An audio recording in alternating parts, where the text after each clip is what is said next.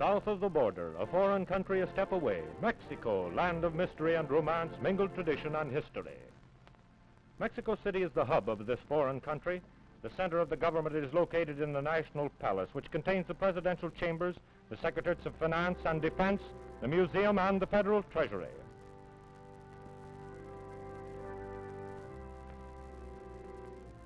The Palace of Fine Arts exemplifies the cultural life of this modern city.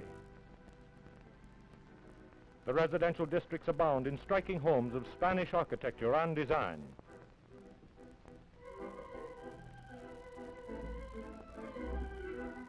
The boulevards are broad and tree-lined. The Paseo de la Reforma is compared with the finest in the world.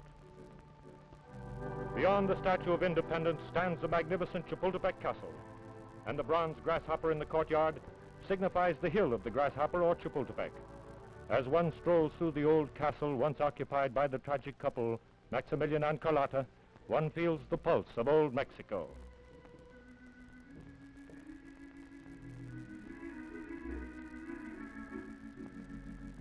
The castle grounds are filled with shimmering lakes and sparkling fountains, beautiful botanical and zoological gardens watched over by colorful gods.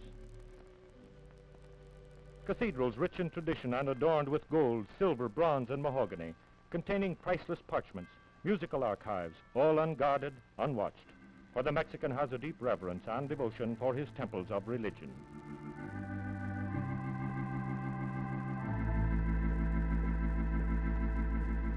Woven into the colorful pattern of Mexico is the ancient civilization of the Aztec and Toltec. The pyramids of the sun and the moon stand as a monument to a great civilization of antiquity. Little is known of this portion of the history of Mexico, as all records were destroyed by the gold-hungry Spaniards generations ago.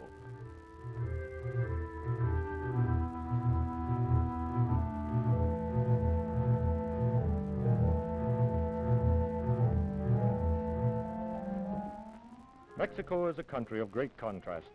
Along the modern highways, we come upon natives carrying huge bundles on their backs, held in place by wide straps across their foreheads, trudging silently toward their markets.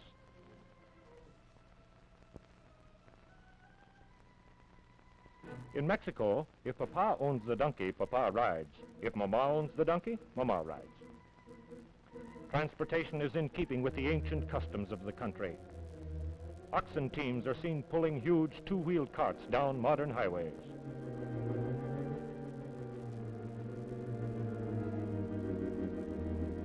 Burro trains carry unbelievably large burdens of pottery, fruit, grain, hemp, and rope.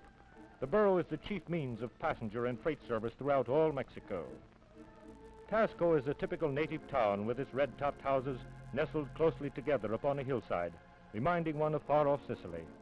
The ever-present cathedral, standing like a shining sentinel keeping vigil over humanity below, and from its magnificent towers, the music of the chimes pours forth each evening at sundown.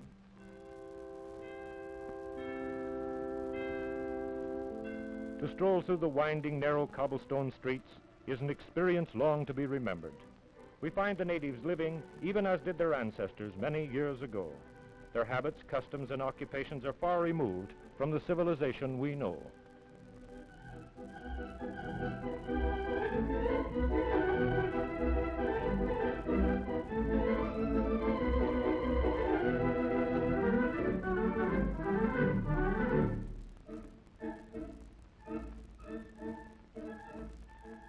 Old methods of carding wool handed down from father to son are still used. Silversmiths are still plying their artistic craft, using ancient implements and tools. Contrary to the usual concept, the Mexican people are industrious, never rushed, never hurried, but always at work at something, even though many times insignificant.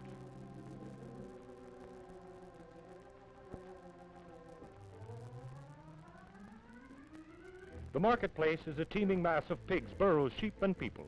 Vegetables, fine cloth, native handiwork, and rope, everything imaginable is displayed on the ground or hung in little booths, all amid the babble of thousands of Mexicans bargaining, gossiping, visiting. The greater portion of native buying and selling is done in the marketplace. Mexico has few grocery stores.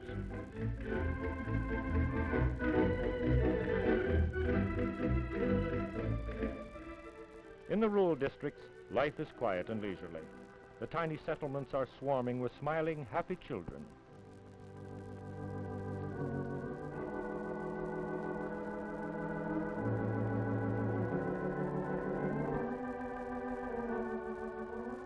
The hillsides are lined with rows upon rows of maguey plants or century plants, getting its name from the fact it blooms once every 100 years.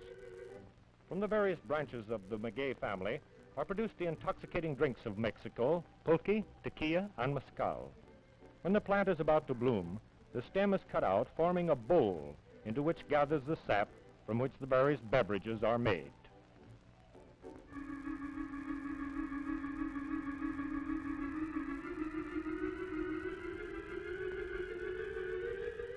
The old Indians snipped the end of the cactus-like leaves to secure a useful needle and thread with which to do their crude sewing. Farming is the chief occupation of the Mexicans. They plant their corn in the same manner as did their forefathers, dropping the corn kernel by kernel and covering it with their feet. Cultivation is still done with the old ox team and the crudely built handmade log plow.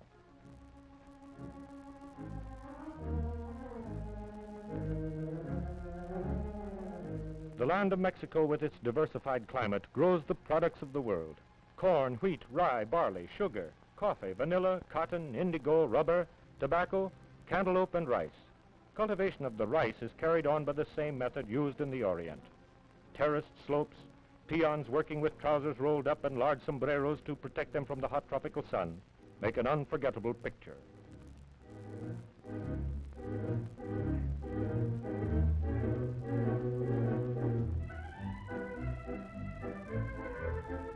Many tropical fruits grow in abundance, such as lemons, oranges, grapefruit, bananas, and papaya.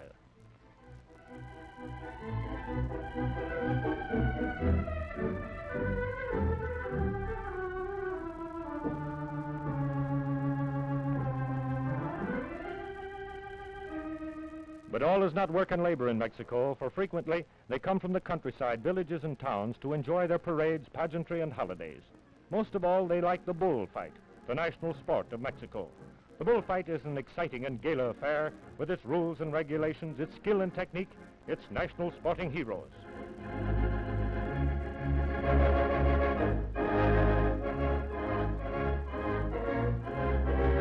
And believe me, when El Toro charges into the ring, it's an experience of a lifetime.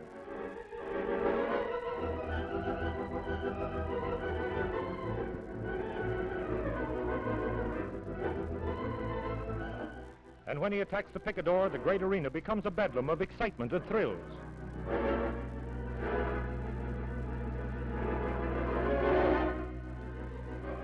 The matador cautiously attracts the attention of the bull. El Toro charges. The matador shows his courage, ability, and technique. He places the bull under his complete control and mastery.